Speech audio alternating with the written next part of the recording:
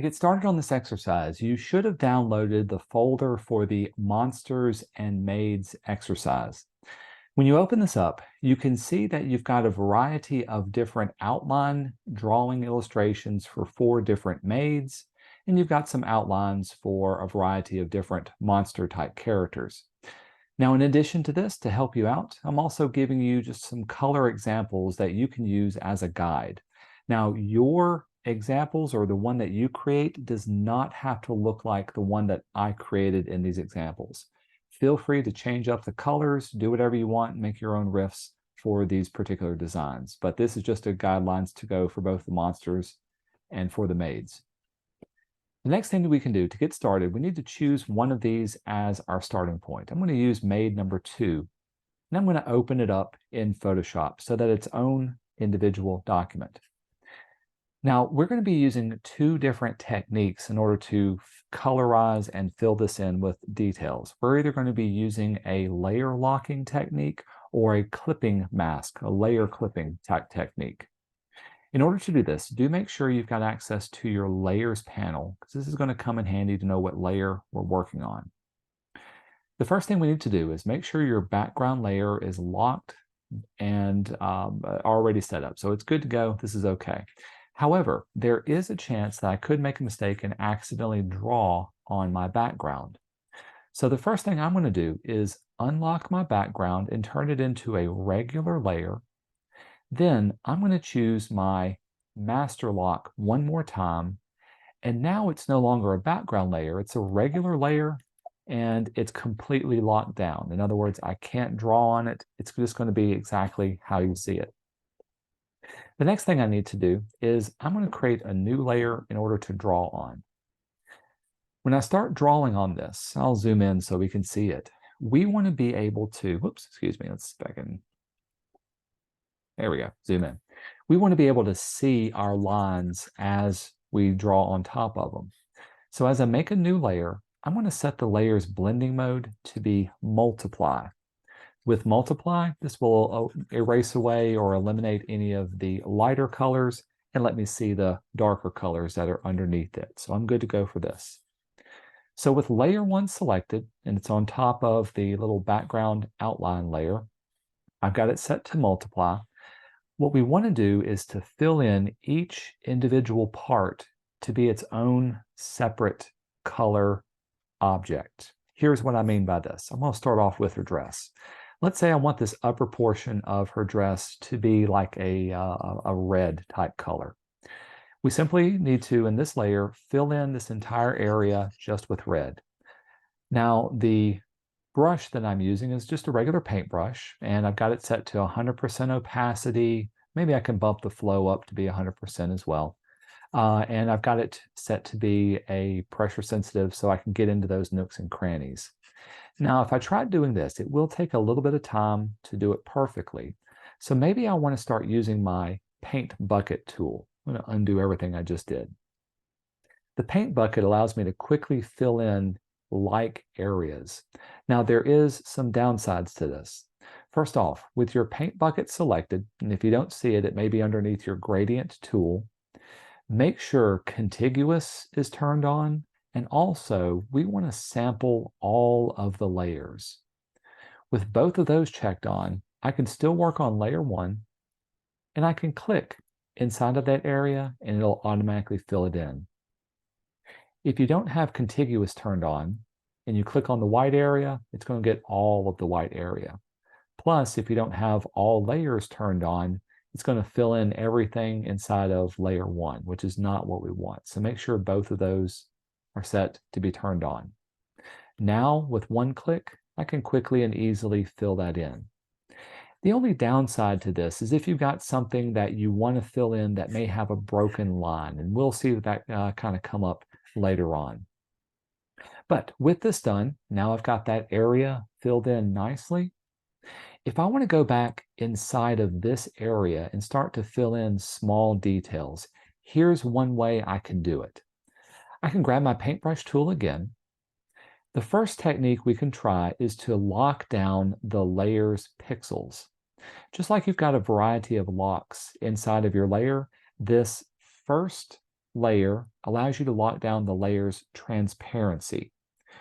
Locking down the transparency simply means that now if I go to draw on it, in this case, I'm going to choose maybe a slightly larger size brush. We'll make it really, really soft edged. I'm going to drop the opacity down to be about somewhere between 10 and 20%.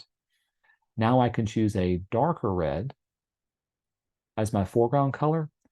When I go to paint, maybe I'll make it a little bit more opaque. Let's bring it up. When I go to paint, all of my painting is going to stay inside of the red area that I've already established. So notice now none of it's going on the outside, and I don't have to make any special selections or do anything with this. All I've got to do is establish my reds or my red area, and I can now paint inside of that to create my shadows or my highlights. Work with it. Again, maybe I'll bump my opacity up just a little bit more so it'll go faster. And I can paint to my heart's content, add highlights or shadows or whatever I need for this design. Hey, maybe I'll swap over and we'll do a lighter version of this. Let's add some highlights to this area too.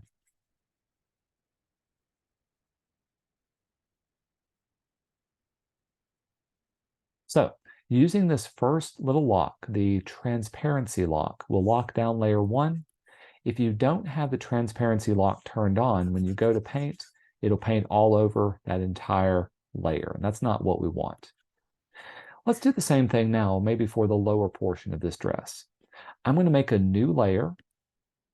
In this layer, I'm going to have it be a different color. Let's fill this bottom portion to be something like green. Again, I can use my paint bucket. I can choose the base color of green that I want. With one click, I can fill it in really quickly. Let's do the same thing. Maybe down here, I'll do something a little bit different. Let's set it to be something like this. Yeah, that looks good. We'll set that to be there. Now, this next technique is a clipping mask technique. So I've got layer 2 selected. I'm going to make one more layer on top of it. And just to make it different, or to set it apart, I'm going to call this my green shadows, just to give it a different layer name. With that layer selected, I can go up to Layer and tell it to create a clipping mask. Now, with this one turned on, whatever I paint inside of this layer is only going to show up inside of layer 2. So with this, I can grab my brush tool. I can get a darker version of green, and I can go in and I can add highlights and shadows to this area. I'm painting in a totally separate layer, and it's only going to show up inside the green layer because it's clipped inside of the green layer. And that's the advantage of working with this particular technique.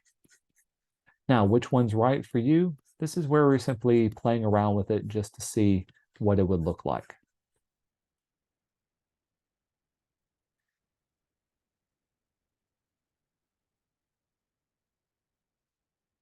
And just like I've done with the others, I can add highlights, I can add shadows.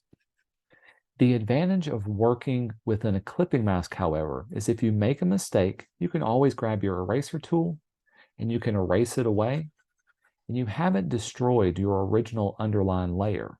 All you have to do is erase away what's in your clipping mask, and then you can go back and you can make changes. However, if you're working in your layers that's turned on the transparency mask, you won't be able to erase it. You simply have to repaint over that particular area. But the advantage is you're working in fewer layers. So I'm going to repeat this process and do the same thing for all the different parts of my person. Let's try her face just to show you this other technique. Again, I'm going to make a new layer. This layer is just going to be for her face. So I'm going to grab my paint bucket tool. Let's choose maybe a kind of a flesh tone, peachy type thing. Contiguous in all layers is turned on at the top. And in one click, you can see it'll automatically fill in. Maybe for this one, I don't want the eyes to be filled in. I wanted to leave this area kind of white and open. I'm going to undo it.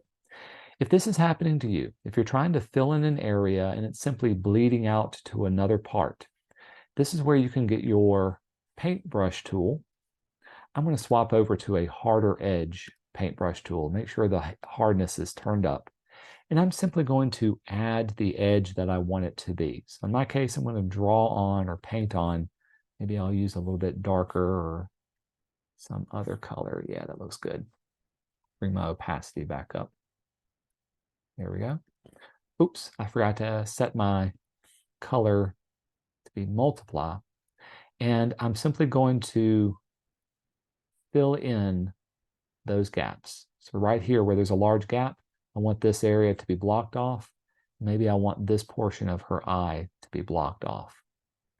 Now that I've got it blocked off, let's grab my paint bucket tool and I can fill it in and you can see it stops right there along the edges. So that's looking really nice. I like the feel of this one. Now that I've got her base color selected, it's simply a matter of choosing which technique that I want to work in. In my case, since I'm just working with highlights and shadows, I'm going to turn on this transparency lock, the first little lock, grab my brush tool again. In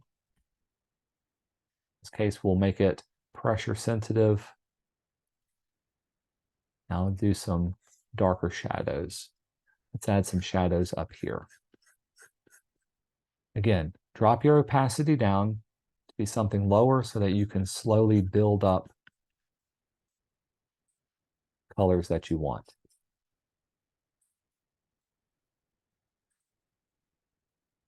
I can go back over to my highlights. Let's do a lighter version of it. Maybe in this case, I'll add some rosy cheeks on top of her. The final thing you can do, since we're working with this technique, is if you wanted to blend it out a little bit more, you can grab your smudge brush tool and you can choose one of these smudge type tools. They're usually located underneath our wet media. Yeah, let's use this one. Remember, with these smudge brushes, you have to play around with the strength of them and see how those work. But this will allow you to blend out these colors, give you a more painterly type feel. And that may be a technique that you want to have. This works really good if you want to have more of a textured type surface or a painterly surface. If you want something smooth, then maybe you want to stick with just a hard edge or a soft edge regular brush. That's up to you. So continue on with this technique, filling in areas. In this case, let's do it for the hair or one other part, just to demo for you. So if I wanted to fill in her hair, I'll make a new layer. I'm going to use my fill bucket, and maybe for her hair, let's make it blue. That looks good. Good for there. Again, whoops, it's going to be a flower, so maybe not that one. Get all the little places. You can set this to be multiply if you need to. And if you wanted to use the clipping mask technique, you need to make one more layer. I like to rename it the shadows or the details, something different to let it know it's a clipping mask. Go up to layer and down to create clipping mask. Now I can choose this clipping mask and work inside of this area. Since I want to add a shadow of blue, I'm going to choose a darker version. Start to paint that in to work with it.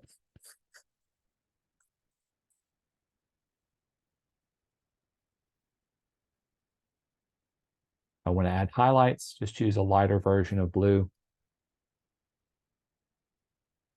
You can add streaks of highlights however you need to for your design. And again, if you want, you can use your smudge tool.